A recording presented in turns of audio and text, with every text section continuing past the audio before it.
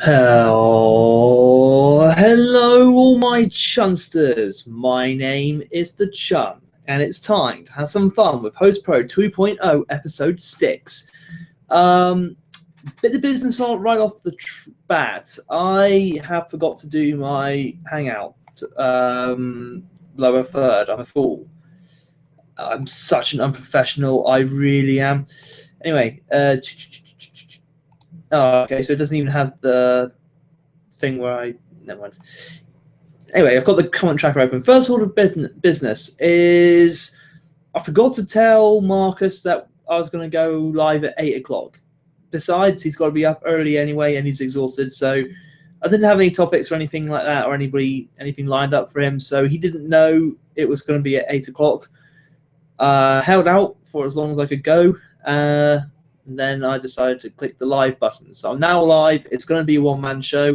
Sorry if that disappoints anybody, but that's the way it is. It's going to be a one-man show. It's going to be old school Host Pro. It's been a long time since I've done a whole old school Host Pro.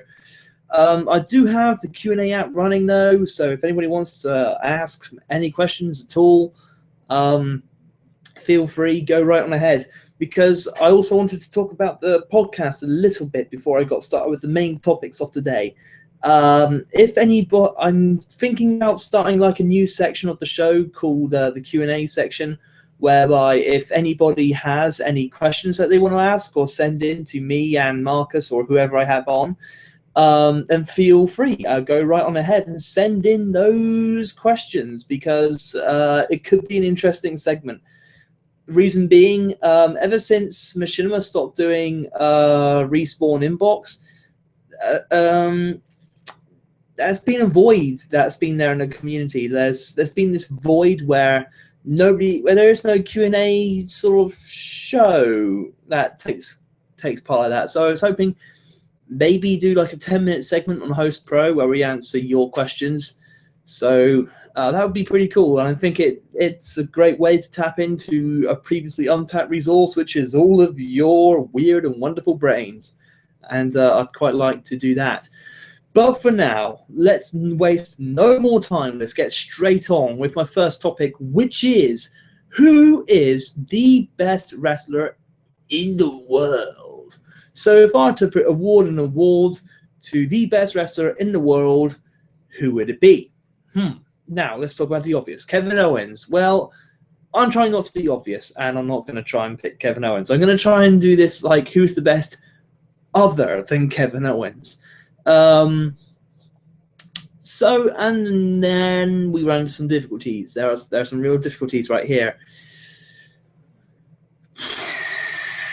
It's a difficult one, because you see, let's talk about a few people who I considered. Daniel Bryan, great charisma, good in-ring skills. He's also, good charisma and good in-ring skills. He's also not got the look, though, so much. But other than that, he is very, very fantastic. Stupidly over, of course. So over, it's almost painful how over he is.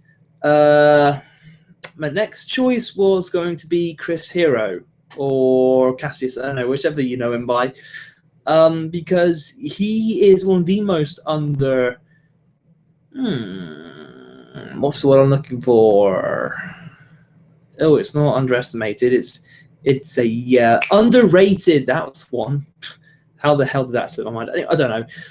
He is one of the most underrated talents I've ever seen in wrestling, because he knows a lot of moves. He can pull out any number of flashy moves. So he's very, very good in the ring. I think he's got a decent look, actually. A lot of people seem to say he has a look issue going on. Don't agree. I also think he's got pretty decent charisma. Maybe not the best on mic skills, but he's still got some decent charisma there. So Chris Hero he's on that list, I think, to win that award.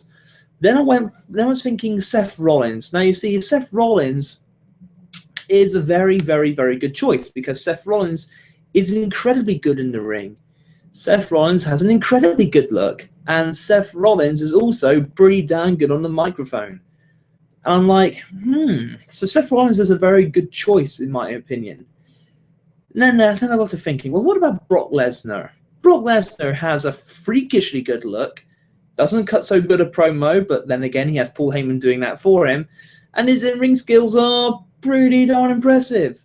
Let's just say that. I mean, although most of his moveset is German Suplex 2 and German Suplex 3, anybody who plays WWE games will understand that reference. But, yeah, Brock Lesnar is another very credible choice. So then what about Finn Balor? Well, you see Finn Balor as well. He's got face paint. He's got a good look. He's, again, average on the microphone, not stand out in any way yet, although he has potential to develop. And he's also incredibly good in the ring. So, yeah, Finn Balor is on that list as well of people who could receive this award. And then I was thinking, what about Sami Zayn? Well, that goes without saying. We all know about Sami Zayn.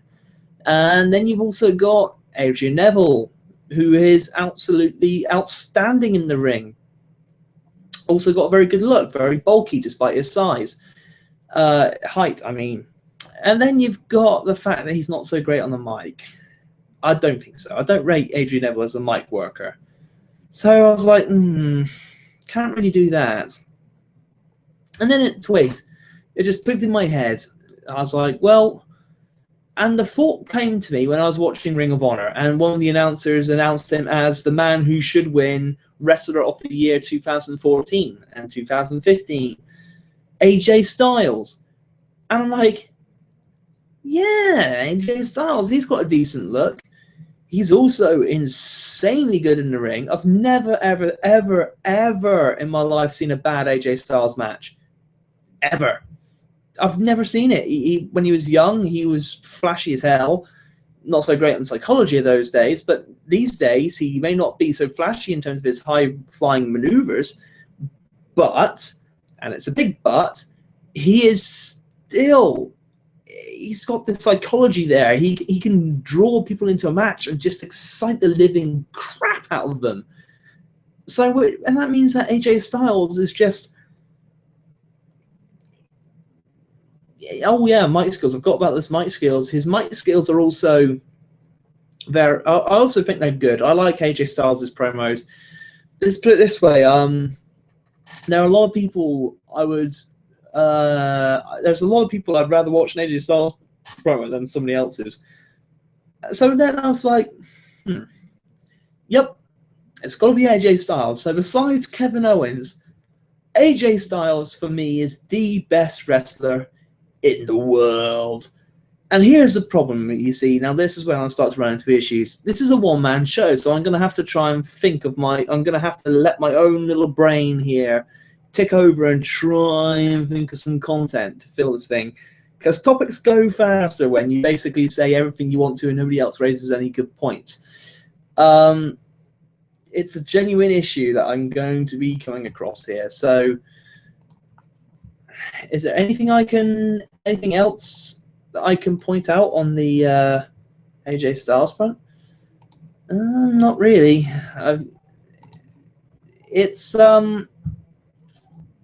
Can't really talk about why I've started thinking about that either. And here's where I start to run into some problems. Yeah, I think I've covered that topic pretty damn well. The thing I find with a lot of wrestlers is, for me, there's like three main categories that go into making a good wrestler. First of all is in-ring skills. Then you have mic skills, and then you have the look. And in that order, those are the most important things to creating a good wrestler. First of all, you have to have good in-ring skills. If you don't have good in-ring skills, well, this is the most important thing in my mind. The second most important thing is mic skills. How good are you entertaining the crowd, doing, your 20-minute promo? And then your look. Look is the least important thing, but if you have a good look on top of those other two things, you're a definite star. Or if you have a good look and one of those other two things, then you're probably going to be a good star. But if you have if you have good mic skills and not good in-ring skills and good look, then it's more important than having a good look but not being able to wrestle and not being able to talk on the mic, if you know what I mean. It's that order. So yeah, I think that's basically how I was like deciding to rank that. Anyway, think I've covered that topic. So for now, I'm going to have to go and find some pictures for you all because it's time to move on to automobiles or cars. And as some of you who follow car industry may know, we have had the Geneva Motor Show, which has unveiled many cars to us all. Where's the picture I'm looking for of this particular car? Yes, this one's a good one. That one's a good one. I like that one. So I'm going to show you this one. So the Geneva Motor Show happened, and we have seen many cars come out. We've got the Lamborghini Aventador SV boasting 730 brake horsepower and less weight, so that should be pretty darn epic. We've also got cars like the 488 GTB being revealed, and the styling for the 675 LT, that's all come out now. Bentley have unveiled a new sort of smaller version of the Continental, sort of their own sports car, which looks pretty goddamn epic. What else happened? Oh, the new Porsche GT3 RS, that was unveiled, and that looks like a very exciting machine. And then you've also got the Porsche Cayman GT4, which I dare say would make a better driver's car than the GT3 RS. Despite the lack of power, I just have a feeling that the feel and the grip and handling characteristics of the Cayman GT4 will be better than the 911 GT3 RS. And here's the thing, right? These are all cars which are pretty damn good. They're all good cars, and it's something to mention. However, for me personally, as somebody who really can't afford any of these cars, and therefore all these cars are cool, there's one car which came out which completely outshadowed everything else in my mind.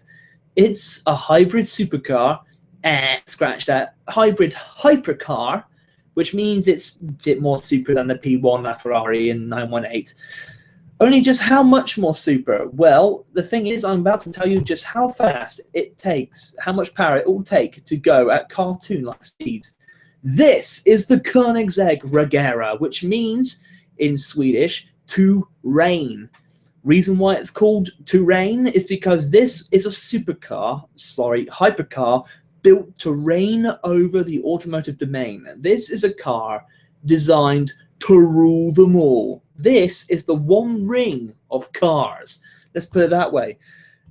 So here are your key statistics, and this is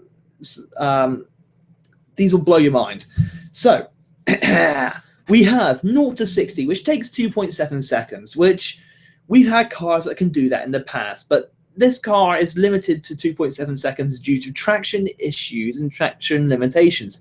It literally cannot get enough power down to go any faster than that.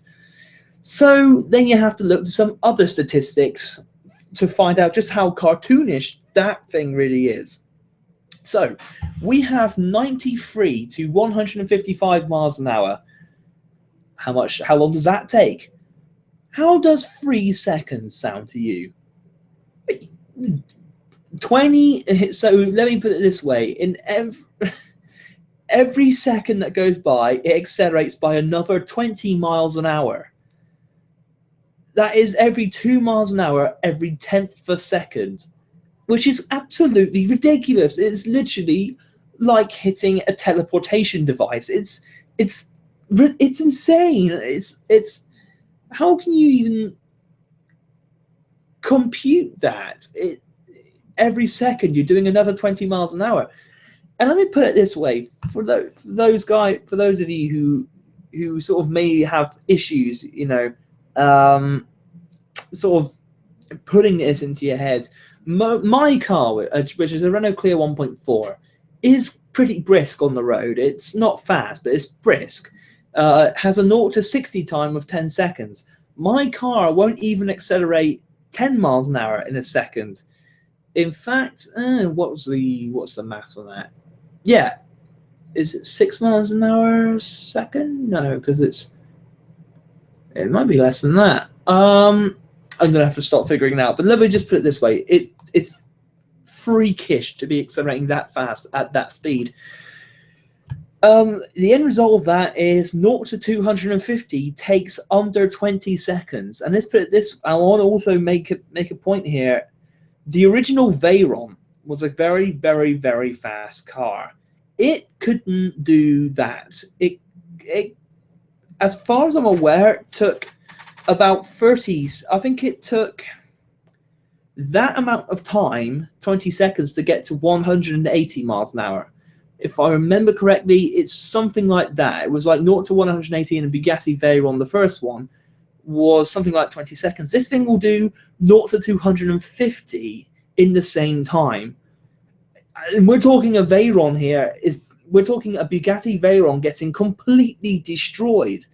So the question is, how much power does it take to move that fast? Well, prepare yourself for this.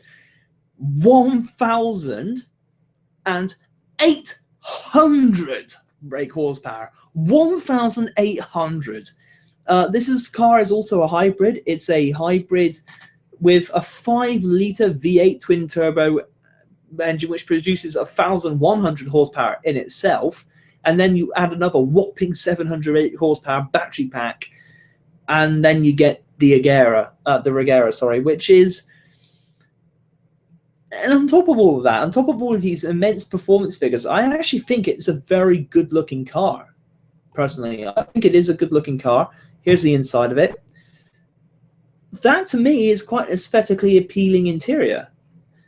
It is, I think this is it from the show. It is an absolute demon of a machine, really. There is no other way of putting it. It's an absolute animal.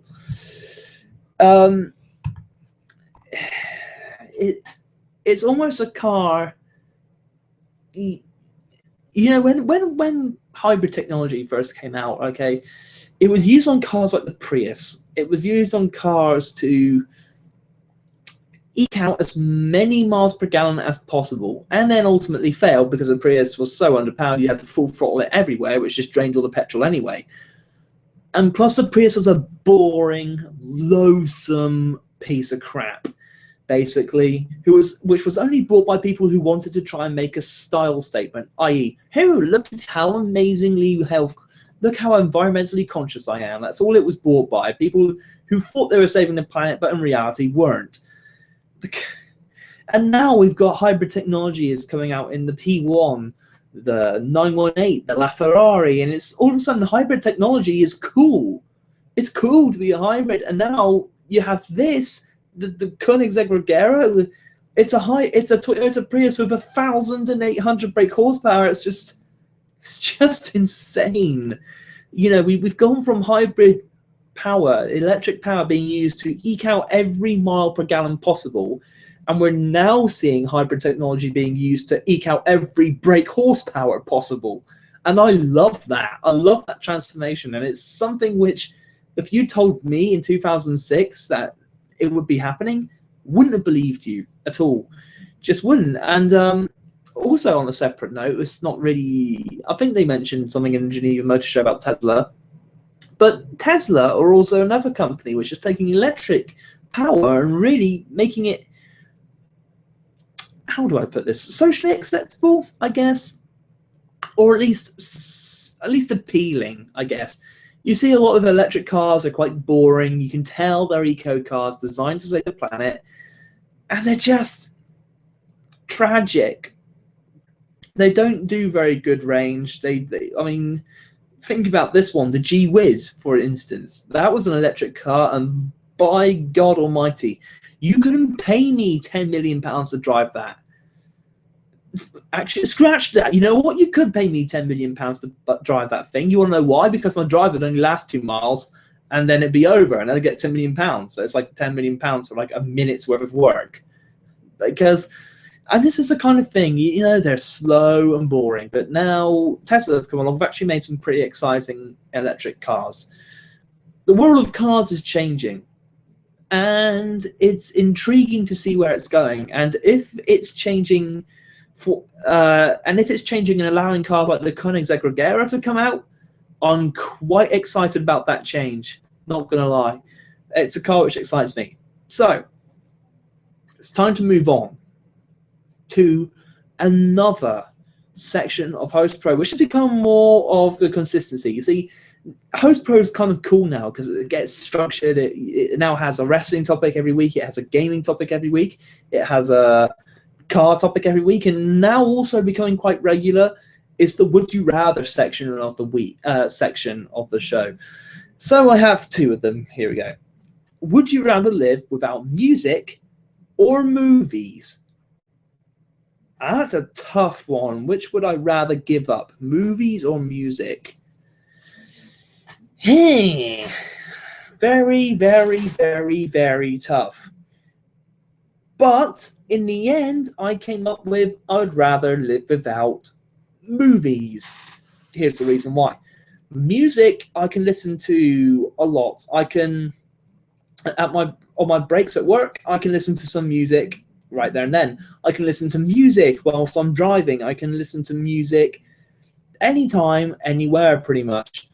And I can enjoy it, and I love it. I really do. I like music. I like good music. Quite a lot of bad music out there at the moment, but let's not go into that. Yes, I'd rather have music than movies. And the thing with movies is half an hour break. I couldn't watch a movie in half an hour. I'd need 2 hours, to go from start to finish. In general, on average, most modern movies I seem to be watching 2 hours of now. And plus, even if I do give up movies, I still have TV there. So I still have my Breaking Bad. I still have Game of Thrones. I still have Dexter. I still have all of this. And you think, without movies, how many different plots would come out on TV shows, which are just as good these days as movies? Only the TV shows are almost better in a way because TV shows allows for more in-depth character development. Like, you never get the character development you get on Breaking Bad in the movies because they don't have enough time to do it. So the number of scripts which would be taken from movies and put onto TV shows if there were no movies is also a positive. And plus, so that's why I'd give up movies, basically. Next up is, would I rather watch my parents have sex for a year or join in just the once to make it stop? This is a tough one. But here is my reasoning, right? I would rather join in once to make it stop. And here's the reason why. I could just, the first time it happens, I could just jump on in there, wham, have a good old time, have about 8 minutes, and hey, if I really want to hurry it up, I could have like 5 minutes. I actually get some sexual pleasure from that, and plus it's all over. Never have to do it again, and I'm free to move on to fit young birds. If I have to watch it for a year, it's like I'm sitting there watching, feeling uncomfortable for a whole year, where instead I could feel rather happy for 5 minutes. Think of it like that. It's 5 minutes of pleasure versus a whole year of feeling awkward. It's a no-brainer, mate. It's a no-brainer. And then I came across another one. Would I rather have a time machine which only goes forward in time, or would I rather have a time machine which only goes back in time? You see, that's a tough call to make. So I could either go back and see if everything we think we know about history is true, i.e. I could go back and find out if the dinosaurs actually had feathers. I could go back and find out if King Henry VIII was actually a total prick. I could go back and find out, all these things which are true. I could even find out if Jesus was real. Or I could go forward and find out what humanity does achieve. I could go forward and find out if we colonize Mars, which I think is a no-brainer at the moment. I think it's going to happen at some point because they've already taken a list of volunteers to go for a one-manned, one-way only flight to Mars. You'd have to be you'd have to hate Earth, I think, to do that. But hey, people have actually put names down for it. But I could go forwards wherever I want. I could see how the world ends. I could see what happens to our planet in the end. Does it get consumed by Sagittarius A, the black hole, or does it get destroyed by the sun? I could see the pinnacle. I could see what. I could see if VR happens. I could see all the future classics in movies. I could see everything. I could also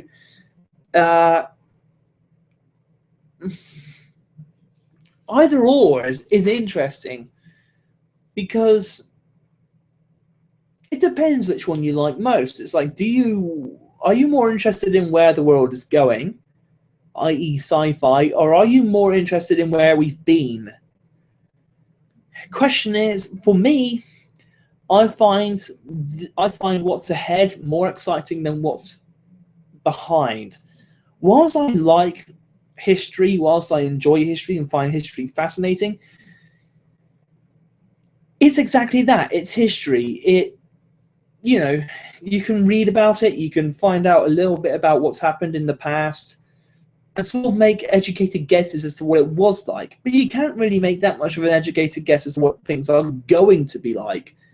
And for me, I think the destination and the journey are always more interesting than what you've already achieved.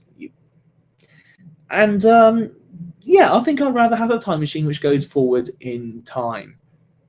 I think it'd be more interesting. I think you'd find out a lot more going forwards in time than you would going backwards in time. There's only so much you could, although you could go back in time, find out dinosaurs actually did have scales, and actually T-Rex was an almighty hunter, and just come back and mock all the new age paleontologists who think it's a scavenger, and be like, ha! It is a merciless killer. I know, I've seen it. Or you could go back and say, and laugh at everybody, ha ha! Hitler was only a misunderstood lunatic, or whatever, all these different things, although that's probably not true.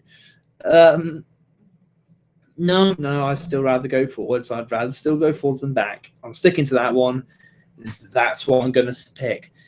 So, next topic. I told you in the previous would I rather give up movies and music, that I like music. I really do.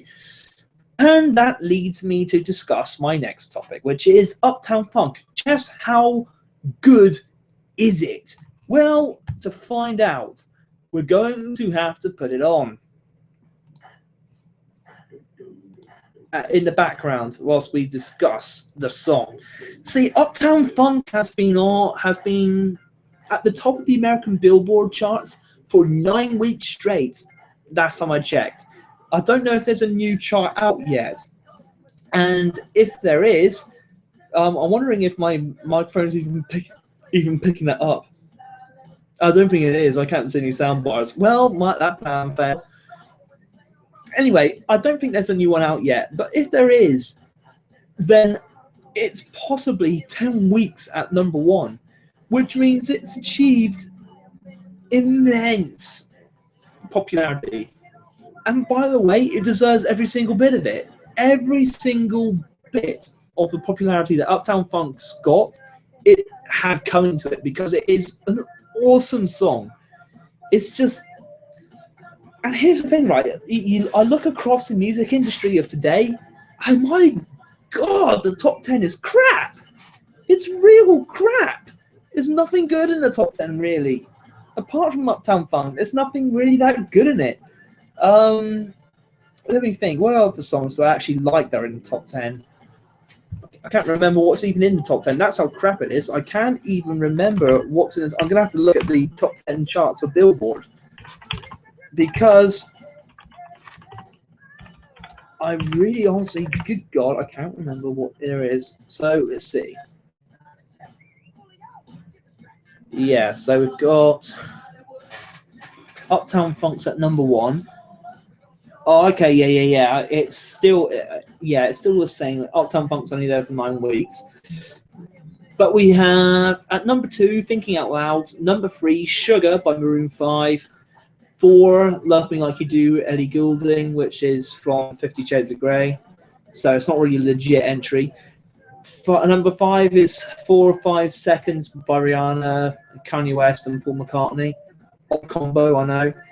Then you have number 6 is Take Me to Church, Hosier. 7 is Style, Taylor Swift. 8 is Blank Space, Taylor Swift. 9, Earned It from 50 Shades of Grey. And 10 is Time of Our Lives, which I think is partially a rip-off of... I can't remember who it was who sung that, but I mean, the top 10 is crap. It really is. So, Time of Our Lives is, if I'm not mistaken, it's a rip-off. It's a cover of something else. Then you've got Earned It from the 50 Shades of Grey. That, by the way, is boring. It's a boring song. It just is. Blank Space it's all right. It's not that bad. It's not good, really. Not really. It's not that great. But it knocked. In fact, Taylor Swift managed to knock herself off number 1 with that song.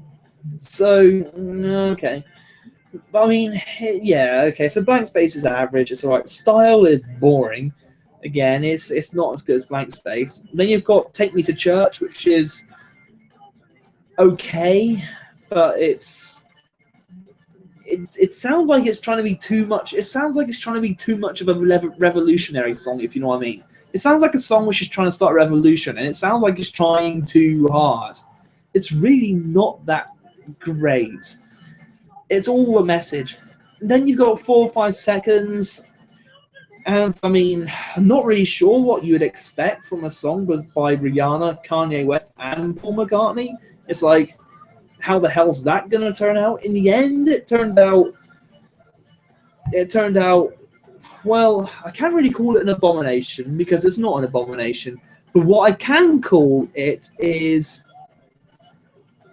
boring.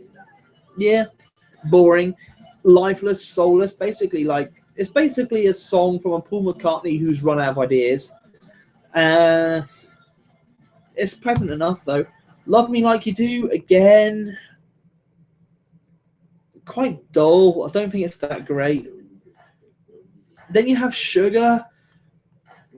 Never liked Maroon 5. I haven't liked any of their songs ever. Sugar's no different. It's I don't really know what to make of Sugar. It's just such a non-interest song for me that it's really hard to form an actual half an opinion. It's like, an opinion on Maroon 5, come to me, arrive at my lap, please fall into my head and give me something interesting to say about Maroon 5. I'm waiting. I will give you precisely 5 seconds to form. 5, 4, 3, 2, 1. Nope. Still not got anything interesting to say about Maroon 5. Nothing at all. They're just so bland and stereotypical. Maroon 5 are just so soulless. It's terrible. It's terrifying. Then you have Thinking Out Loud by Ed Sheeran. Ed Sheeran, you can do better, my old fruit. You really can. Thinking Out Loud, again, is another really, really, really boring song. So then you're left with Uptown Funk. Uptown Funk is good. It might not be the best song that's released in the last 5 years, but it's very, very, very close. And it's also competing in a market space where there really is nothing, and I mean nothing else out there. There is nothing else out there which even comes close to being as good as Uptown Funk. There's nothing out there which makes you feel as good as Uptown Funk. There's nothing out there with the bounce of Uptown Funk. There's nothing out there with the vocal talent of Uptown Funk. There's nothing out there with the musicality of Uptown Funk. Uptown Funk sounds like a song. It doesn't just sound like a 3-minute rant with a slight... You know what I mean? It's not boring. It's not lifeless. It's not generic. It's fresh. It's a throwback, but it's fresh at the same time. It's just fun. It's like, why can't music be fun anymore? Why does it always have to be, I'm in complete pain because you left me? Why does it always have to be videos of Taylor Swift smashing up an AC Cobra because a man left her? Why does it always have to be, oh, I have to stay high all the time because my ex left me? Why does it have to be... When did music get so boring and depressing? And by the way, the only songs I can think of these days that aren't boring and depressing are all the asses and all terrible anyway, because they really haven't got anything to them. And then you get Uptown Funk, and it's like it's a proper song, but it's just fun. And it's like, I hope, by the way, I really desperately hope that Uptown Funk makes it to 10 weeks at #1, because then I think it joins a very rare club. I want to search this before I even say it. Number of songs that have made it. Number of songs that have spent 10 weeks at #1. 10 weeks at #1. Because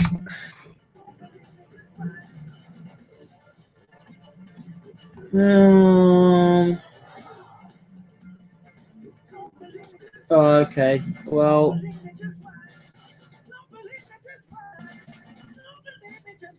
okay, it's a Billboard thing. I'm only mentioning this because Uptown Funk's on the.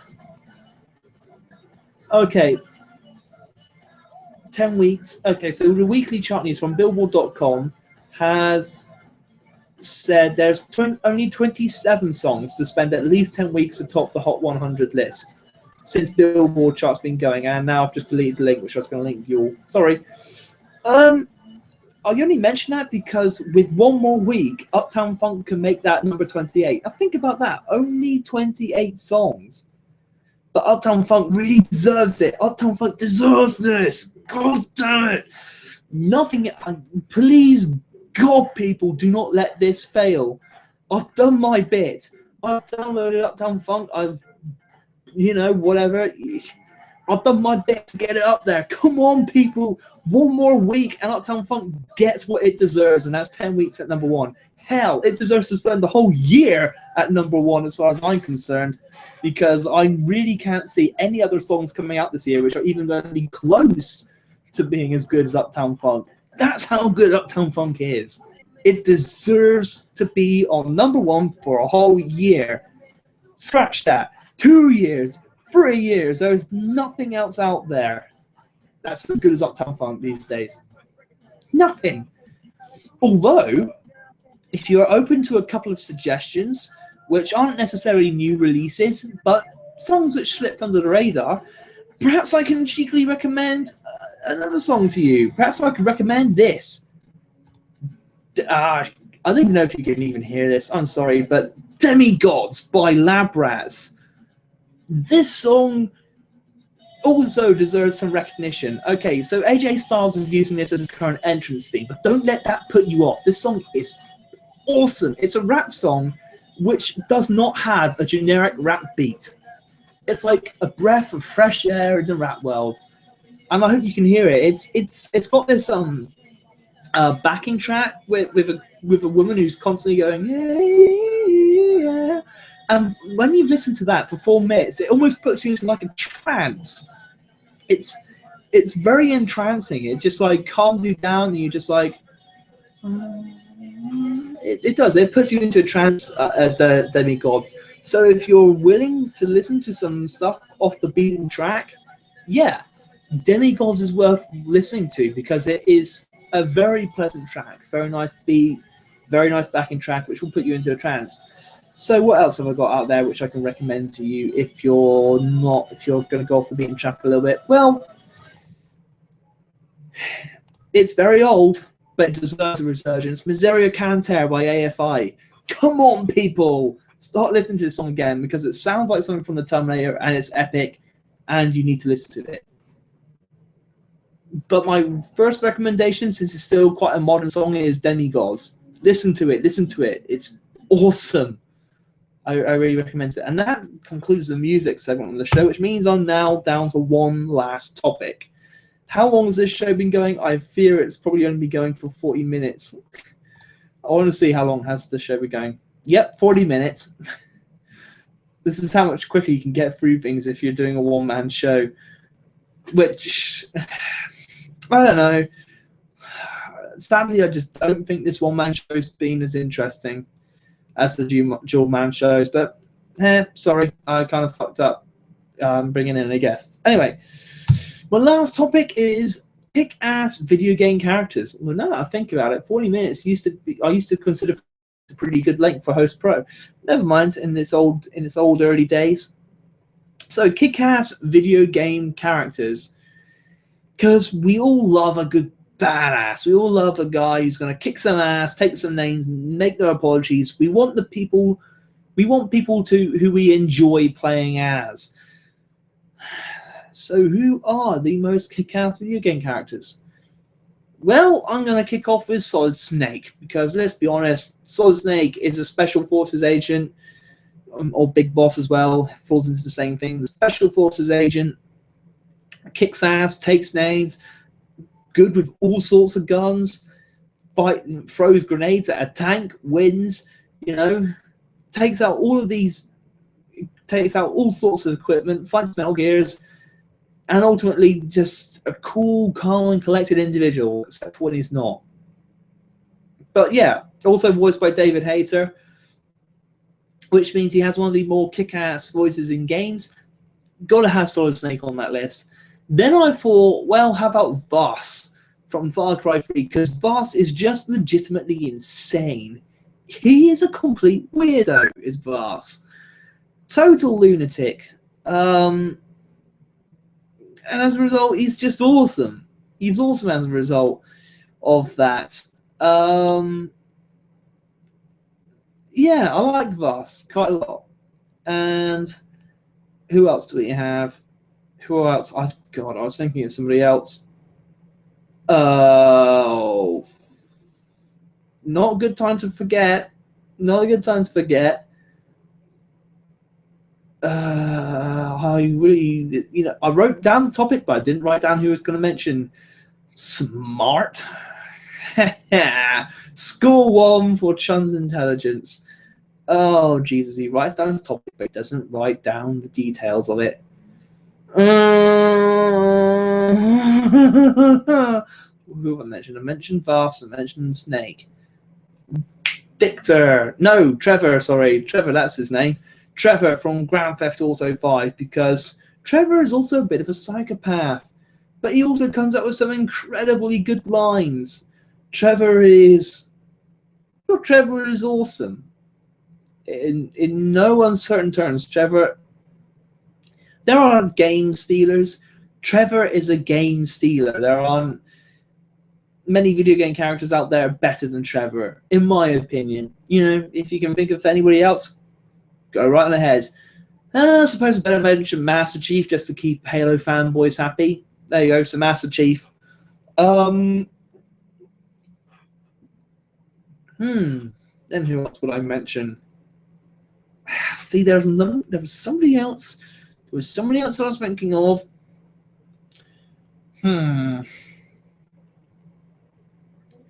See, I'm looking down at the list of games there to see if I can see the title, see if I can see which game he was in, and then it will remind me. Bloody hell, I can't even see. Nope. Can't see the game. Maybe I packed it away.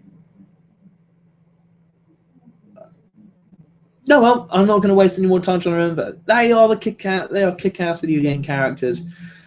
I'm also going to apologize about not having very much details to go into with these topics, because I kind of just threw these together on a shoestring. I literally 5 minutes before I sent the word out that Host Pro was going to happen tonight, I still had no topics to go. I didn't even have anything planned. So that means literally about an hour ago, nothing. I had nothing to talk about on Host Pro, and I've managed to actually do a 40-minute show, so I'm considered by myself. So that's about it for my topics. So yes, just a reminder from earlier in the show, if you weren't here, I mentioned how I was hoping to start up a whole new sort of segment of the show, because I've got segments. I've got the wrestling segment, I've got the pop culture segment, I've got the video game segment, I've got the car segment, I've got the Would You Rather segment, I'm looking to add another segment to the show, and it's one which will provide the show with a true amount of interactivity. You know, I'm looking to get interactive on the show, so I'm looking to tap into your potential, into your weird and wonderful and creative brains, with a Q&A segment. Part of my reasoning is also that without Machinima Respawn doing their inbox show, there's kind of a segment missing for. There's kind of a hole to be filled where two guys sit down and answer audience's questions. Can be whatever the hell you want it to be. Whatever you want to ask, go ahead and ask. And that's what we want to do. So if you do want to send me questions, send your questions to glennchun14@gmail.com. Is there a way I can display this? Yes, there is just a way I can display my email address. Send it to this email, which means I'm going to have to turn that one off. Yes. And then it's, yeah, I need to remember how to do this at gmail.com. Boom. I'm also going to display it for you in case you are wondering. Yep. Email. It's a preset. Save that as a preset.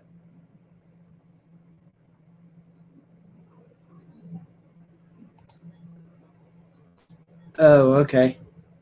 On with that. There you go. That is that correct? It looks correct. Science. No, that's an idea. A science segment. Yes. I like science. I never thought of that. That could very well work. Bit late for this show though, unfortunately. Maybe I'll look into that. Maybe I'll look into that for the next show, the science part of the show. But yeah, so Q&A segment is also something I'd like to do. So if anybody is watching this and they do want to send in any questions, like I say, it can be whatever you want. And if you send in whatever you want, I also reserve the right to answer it any way I want. This is the email. Hang on, let me get my finger up. This is the finger. This is the email that you need to send it to. How crap am I at holding my hand steady? Look, my God, that's terrible. Yes, send your emails there. I shall receive them, and I shall answer them. Hopefully with Marcus. Hopefully next time I'll mention the topics to him a bit earlier and let him know that the show is going to be happening earlier, because I kind of didn't tell him about any topics or tell him that I was going to do the show or when, and he didn't know it was actually going to happen. So he made plans to go to the gym early tomorrow morning, and that's why he's not here. Again, sorry about that one, but I am literally all out for today. So I am the Chun, and you aren't.